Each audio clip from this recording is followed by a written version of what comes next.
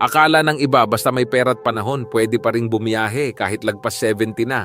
Pero alam mo bang may 5 delikadong panganib na kadalasang hindi alam ng mga nakatatanda hanggang mangyari na mismo? Ang paglalakbay ay isa sa mga pinakamasayang bahagi ng buhay. Makakita ng bagong tanawin, matikman ang kakaibang pagkain at maranasan ang iba't ibang kultura. Para sa marami, lalo na yung mga nagretiro na, ang ideya ng pagbiyahe ay parang premyo sa lahat ng taon ng pagtatrabaho. Deserve ko to, ika nga. Pero sa kabila ng excitement, may isang katotohanan na hindi masyadong napag-uusapan. Ang paglalakbay pagkatapos ng edad na 70 ay may kasamang seryosong panganib. Hindi ito para takutin ka. Hindi rin ito para sabihing huwag ka nang bumiyahe. Ang layunin natin dito ay magbigay ng kaalaman. Dahil ang kaalaman ang unang hakbang sa pag-iwas sa kapahamakan. Habang tumatanda tayo, hindi lang katawan ang nagbabago, pati na rin ang ating kakayahang mag-adjust sa stress, pagod, bagong klima at iba't ibang sitwasyon. At kapag naglakbay ka ng hindi handa, ang bakasyon na inaakala mong magpapasaya sa'yo, pwedeng maging dahilan pa ng sakit, gastos o mas malala pa. Marami sa mga senior travelers ang hindi alam ang mga ito hanggang sa maranasan na nila mismo. At kadalasan, sa gitna ng biyahe pa nila nalalaman ang mga pagkukulang. Yung tipong nagkaroon ng emergency pero walang insurance o kaya nagkasakit dahil sa pagkain sa hindi kilalang lugar o nadapa sa hindi pantay na kalsada dahil walang sapat na suporta. Sa videong ito, pag-uusapan natin ang 5 nakakubling panganib ng paglalakbay pagkatapos ng edad na 70, mula sa mga emergency sa kalusugan hanggang sa mga hindi inaasahang gastos na pwedeng sumira sa budget mo. Lahat yan tatalakayin natin. Pero hindi lang basta ililista natin ang mga panganib. Ipapaliwanag din natin kung paano mo sila maiiwasan, ano ang mga dapat dalhin, anong tanong ang dapat mong itanong sa doktor bago bumiyahe, at anong klaseng insurance ang kailangan mong hanapin. At alam mo ba, yung huling dahilan sa listahan natin, ang pang-5, yun ang pinaka-common at pinaka-nakakalimutan. Kaya siguraduhin mong manatili hanggang dulo ng video dahil baka yan pa ang magligtas sa'yo mula sa stress o pagkalugi. Kung isa kang senior na nagbabalak magbakasyon o may mahal ka sa buhay na nasa ganitong edad, ito ang video na hindi mo dapat palampasin. Ang pagiging handa ay hindi pagiging praning. Ito ay tanda ng karunungan. At sa ganitong edad, ang karunungan ay mas mahalaga kaysa kahit anong itinerary o promo fare. Kaya tara na, umpisahan na natin. Alamin natin ang 5 panganib ng paglalakbay sa edad 70 pataas at paano mo mapapanatiling ligtas at masaya ang biyahe mo. Number 1, mas mataas na panganib sa kalusugan at emergency. Isa sa pinakamalaking panganib ng paglalakbay kapag lagpas ka na sa edad na 70 ay ang biglaang problema sa kalusugan. Habang tumatanda tayo, nagiging mas unpredictable ang katawan. Mga simpleng sintomas noon, katulad ng pagkahilo, paninikip ng dibdib o paninikip ng paghinga, pwedeng senyales na pala ng seryosong kondisyon ngayon. Sa bahay, madaling makapagpa-check up o magtungo sa ospital. Pero kapag nasa ibang lugar ka, lalo na kung ibang bansa pa, ang simpleng problema sa kalusugan ay pwedeng mauwi sa emergency. At kung wala kang access sa mabilis at maayos na medikal na tulong, delikado ito. Isipin mo si Mang James, 74 years old. Matagal na niyang pinapangarap ang isang cruise trip kasama ang kanyang asawa. Akala niya dahil nasa barko lang sila at hindi kailangang maglakad-lakad ng sobra, magiging madali at relaxing ang buong biyahe. Pero sa ika-4 na araw ng cruise, nakaramdam siya ng matinding paninikip sa dibdib. May onboard medical staff ang barko pero limitado ang kanilang kagamitan. Kinailangan pa nilang hintayin na makadaong sa pinakamalapit na port para ma-evacuate si Mang James sa ospital. Salamat na lang at naagapan pero inamin niya kung nagpakonsulta muna siya bago bumiyahe baka naagapan at naiwasan ito. Bukod sa mga sakit na pwedeng lumitaw bigla, may mga physical risks din ang paglalakbay sa matatanda. Ang mga mahabang biyahe sa eroplano ay nakakapagpataas ng risk ng deep vein thrombosis o pamumuo ng dugo sa ugat. Ang matagal na pag-upo at kakulangan sa paggalaw ay pwedeng maging sanhi nito. Ang mataas na altitude sa eroplano ay pwede ring magbigay ng strain sa puso at baga, lalo na kung may pre-existing conditions tulad ng hypertension o COPD. Kahit ang simpleng dehydration o heat stroke sa mainit na lugar, mas mabilis tumama sa matatanda at mas matindi ang epekto. Huwag ding kalimutan ang mas mataas na posibilidad ng infeksyon. Mas madali tayong kapitan ng sakit habang tumatanda at hindi lahat ng lugar ay may parehong antas ng kalinisan o healthcare standards na nakasanayan natin.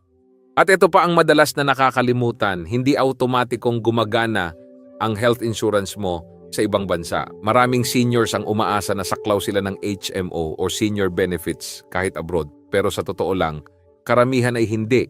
Walang travel insurance, isang operasyon lang, pwede nang ubusin ang retirement savings mo. Kaya ano ang pwedeng gawin? Magpa-check up bago bumiyahe. Dalhin ang kumpletong listahan ng gamot at medical history. Alamin kung may access sa ospital sa lugar na pupuntahan.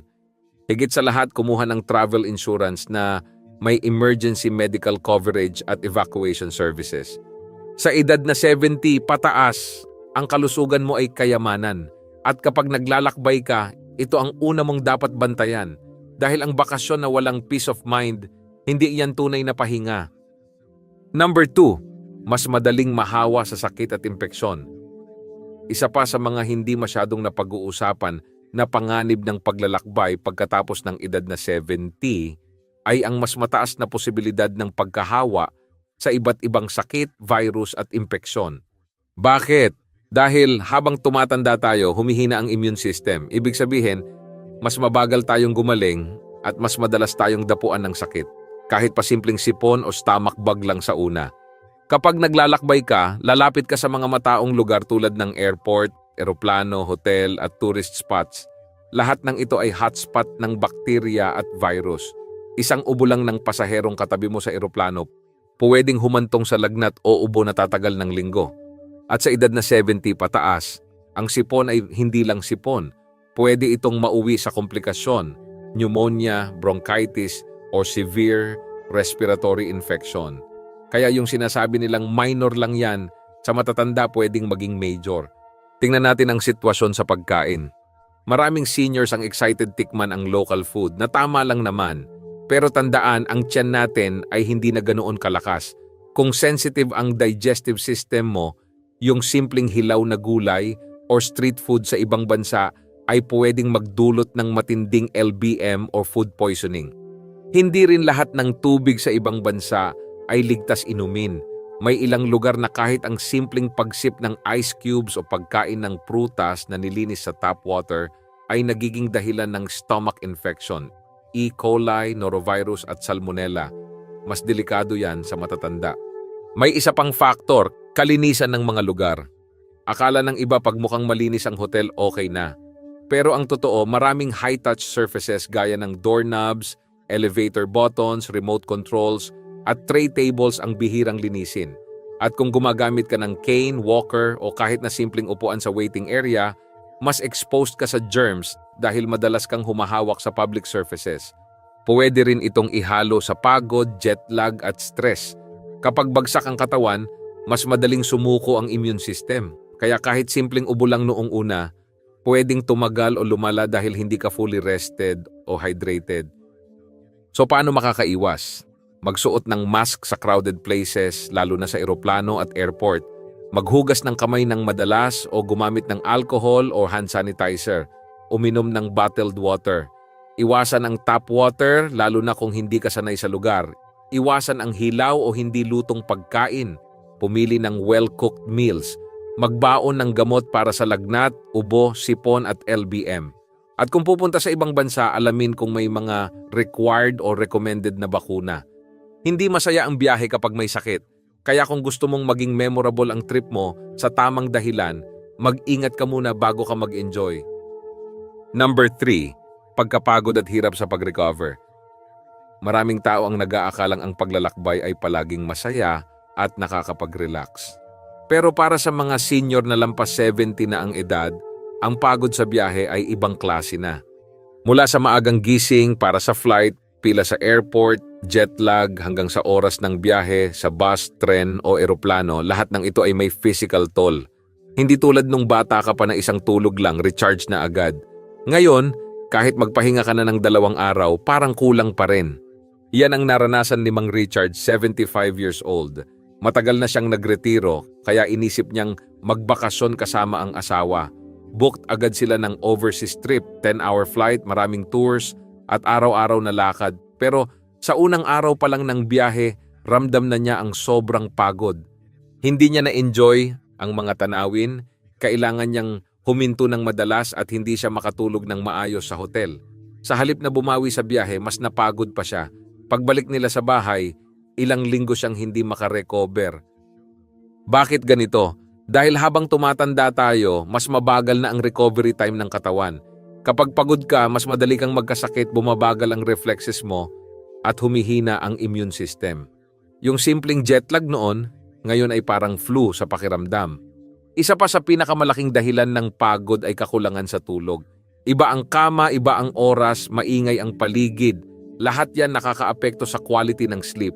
At kapag kulang ka sa tulog, apektado ang focus, blood pressure at puso. Dagdag pa dyan ang mahabang upuan sa biyahe. Pwedeng magdulot ng pamamanhid ng paa, stiff neck at pananakit ng likod. Para sa mga may arthritis or circulation issues, napakahirap nito. At pagpagod ka na, mas prone ka sa pagkahulog, pagkatisod at injury. Kahit ang pagkain ay naapektuhan. Dahil iba ang oras ng meals sa biyahe, kadalasan napapabayaan ang tamang pagkain at hydration. Pwede kang mawalan ng gana at kapag hindi ka hydrated, mas madali kang mahilo, mapagod o magka-cramps. Ano ang pwedeng gawin para maibsan ito? Magplano ng rest day sa itinerary, huwag sunod-sunod ang tours, uminom ng maraming tubig at magbaon ng masustansyang merienda, iwasang magsiksik ng maraming activities sa isang araw. Pumili ng direct flights kung pwede o kung malayo, may stopover para makagalaw-galaw. Mag-nap sa hotel kung kinakailangan. Walang masama sa pahinga. At higit sa lahat, kilalanin ang limitasyon ng sarili. Tandaan, ang biyahe ay hindi kompetisyon. Hindi mo kailangang makita ang lahat ng lugar sa isang araw. Mas mahalaga ang kalusugan mo kaysa sa mga litrato o pasalubong. Ang paglalakbay ay dapat makapagpasaya, hindi makapagpahina. Kaya bago ka sumabak sa isa na namang adventure, siguraduhin kaya pa ng katawan mo, hindi lang ng puso mo. Number 4, mas mataas na panganib ng pagkahulog at injury. Kapag iniisip natin ang paglalakbay, madalas puro masaya at magagandang bagay ang pumapasok sa isip natin.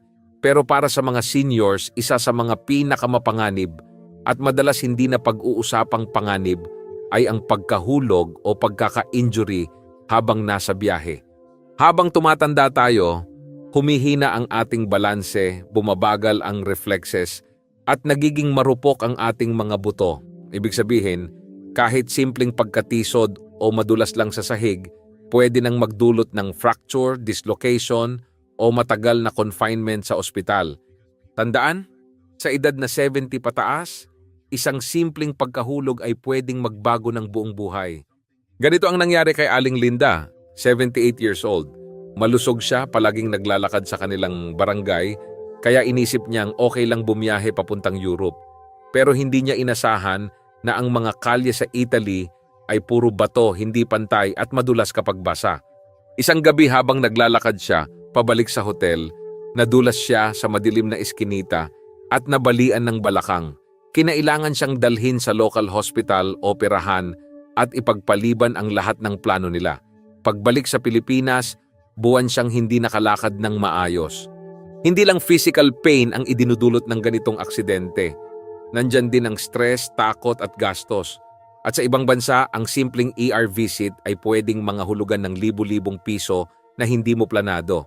Ano ba ang dahilan kung bakit mas prone ang matatanda sa injury habang naglalakbay? Iba ang terrain sa ibang bansa. May hagdang walang handrail, madulas na sahig, at hindi pantay na kalsada. Pagod sa biyahe ay nakakaapekto sa balanse at koordinasyon. Jet lag at kakulangan sa tulog ay nagpapababa ng alertness. Arthritis o pananakit ng tuhod ay nagpapahirap sa paglalakad o pag-akyat ng hagdan. At kung gumagamit ka ng cane o walker, doble ang effort at doble rin ang risk. Ano ang pwedeng gawin para makaiwas sa injury? Pumili ng mga destinasyong may maayos na accessibility. May elevator, rampa at ligtas na daan. I-check ang hotel reviews kung merong handrails sa banyo, anti-slip mats, at elevator. Gumamit ng komportabling sapatos na may grip. Huwag pilitin ang katawan. Kapag pagod, magpahinga. Magbaon ng walking stick o tungkod na adjustable kung kinakailangan. Magplano ng biyahe sa oras na hindi ka antok o sobrang pagod. Tandaan, hindi mo kailangang i-risk ang kaligtasan mo para lang sa ilang litrato sa tourist spot. Ang pagiging maingat ay hindi kahinaan, ito ay katalinuhan. Hindi masama ang maglakbay, pero kung hindi mo isasama sa plano ang kaligtasan, pwedeng hindi ka na muling makalakad ng gaya ng dati. Kaya bago tumuloy sa next destination, tanungin ang sarili, ligtas ba ito para sa akin? Number 5, travel insurance at mga panganib sa pananalapi. Kapag pinag-uusapan ang paglalakbay, ang madalas iniisip ng tao ay pasyalan, pagkain at memories. Pero sa mga senior na lampas 70 na, may isa pang delikado at madalas na overlook na panganib, ang mga problemang pinansyal na pwedeng mangyari habang nasa biyahe. Marami ang naniniwala na basta may ipon o regular na insurance, okay na yan. Pero sa totoo lang, kapag nagkaroon ng emergency sa ibang bansa, hindi sapat ang iniisip mong sapat. Isa sa pinakamalaking panganib ay ang hospital bills abroad. Hindi lahat ng insurance na meron ka sa Pilipinas ay gumagana sa ibang bansa. Ibig sabihin, kung maospital ka, operahan, o kahit bumili lang ng basic na gamot sa ibang bansa, ikaw mismo ang sasalo ng gastos. At kung kailangan mo pang ma-evacuate pabalik ng Pilipinas gaya ng air ambulance or emergency flight, pwedeng umabot sa daan-daang libo ang bayad. Kung wala kang travel insurance, siguradong mabubutas ang buong retirement savings mo. Kwento ito ni Tatay George, 76 years old. Nag-book siya online ng vacation package papuntang tropical island. Ayos ang presyo, maganda ang litrato ng hotel kaya nag-down payment agad siya. Pero pagdating niya sa lugar, walang hotel. Scam pala ang nabook niya. Naubos ang budget at kinailangan niyang maghanap ng last-minute hotel na doble ang presyo. Hindi lang yan, may mga senior travelers na naloloko ng mga taxi scam, fake tour guides o kahit mga peking promos. Dahil kadalasan mas tiwala ang matatanda at hindi agad nakakaramdam kung may mali na sa kausap nila. Pwede ring mawalan ka ng pera dahil sa trip cancellation. Halimbawa, may biglang sakit bago bumiyahe. Hindi ka makaalis. Pero dahil wala kang travel insurance na may cancellation protection, goodbye na sa libu-libong ibinayad mo sa plane ticket at hotel. Kaya anong dapat gawin? Kumuha ng travel insurance na may medical emergency coverage, emergency evacuation, trip cancellation at baggage loss protection. Mag-book lang sa legit at kilalang travel websites. O huwag basta maniwala sa promo na too good to be true. Iwasang magdala ng malaking cash. Gumamit ng cards na may fraud protection. Ilagay sa ligtas na lugar ang passport, pera at mahahalagang gamit. At huwag basta magtiwala sa mga estranghero, lalo na kung sila ang nag-aalok ng special deal. Tandaan, sa edad na ito, hindi ka na lang basta traveler. Isa kang target din ng scam kung hindi ka mag-iingat. Ang biyahe ay para sa kasiyahan, hindi para sa stress. At ang bawat sentimo ng perang pinaghirapan mo ay mahalaga. Kaya bago bumiyahe, siguraduhin hindi lang katawan ang handa. Dapat pati pananalapi mo, protektado rin. Ngayong napag-usapan natin ang 5 nakakubling panganib ng paglalakbay sa edad na 70 pataas, sana ay malinaw na ang biyahe ay hindi masama, pero hindi rin ito basta-basta. Oo, maganda ang makakita ng ibang lugar, makapagpahinga at makalayo sa routine. Pero kung kapalit nito ay stress, sakit, injury, o malaking gastos, worth it ba talaga? Hindi natin sinasabing tigilan mo na ang paglalakbay. Ang sinasabi natin, maglakbay ng may tamang kaalaman at pag-iingat. Magpatingin muna sa doktor. Alamin ang limitasyon ng katawan. Maghanda ng insurance at emergency contacts.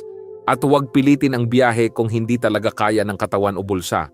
Dahil sa panahong ito ng buhay mo, ang tunay na kayamanan ay hindi nasa passport stamps. Nasa kalusugan, kapayapaan, at kalidad ng buhay. Kaya itanong mo sa sarili mo, talaga bang magpapasaya sa akin ang biyahe na ito? O baka ito ang magpapahirap sa akin? Kung mas makabubuti na mag-staycation, mag-road trip lang malapit, o mag-bonding sa pamilya, walang masama doon. Ang mahalaga, ligtas ka, panatag ang loob mo, at may peace of mind. Kung nakaabot ka sa bahaging ito ng video, i-comment ang kaligtasan ang totoong bakasyon. Gusto naming marinig ang insights mo. Alin sa 5 panganib ang pinaka nakatulong sa'yo o nagbukas ng isipan mo? I-share mo sa comments. At kung nakatulong sa'yo ang video na ito, i-like mo ito, i-share sa kaibigan mong senior o may senior sa pamilya at mag-subscribe ka na rin para sa mas marami pang videos na nagbibigay gabay at inspirasyon para sa mga tulad mong matalino at mapag-ingat. Maraming salamat sa panonood. Ingat sa bawat biyahe at sana ang susunod mong lakad ay puno ng saya, hindi ng pagsisisi. Kita-kits sa susunod na video.